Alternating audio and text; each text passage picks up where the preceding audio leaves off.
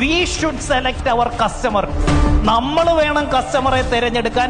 Customer നമ്മളെ അല്ല തിരഞ്ഞെടുക്കേണ്ടത്, നമ്മൾ വേണം കസ്റ്റമറെ തിരഞ്ഞെടുക്കാൻ. എന്റെ പ്രൊഡക്റ്റും സർവീസും ആര് വാങ്ങിക്കണമെന്ന് ഞാൻ തീരുമാനിക്കണം.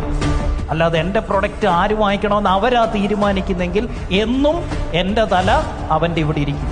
ഞാൻ തീരുമാനിക്കണം ആർക്ക് എൻ്റെ പ്രൊഡക്റ്റ് കൊടുക്കും കൊടുക്കില്ല എന്ന്.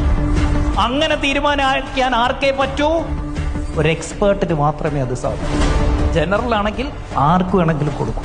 എക്സ്പേർട്ട് സെലക്റ്റഡ് നിഷ് ഉണ്ടായിരിക്കും, അവർക്ക് സെലക്റ്റഡ് കാറ്റഗറി ഉണ്ടായിരിക്കും.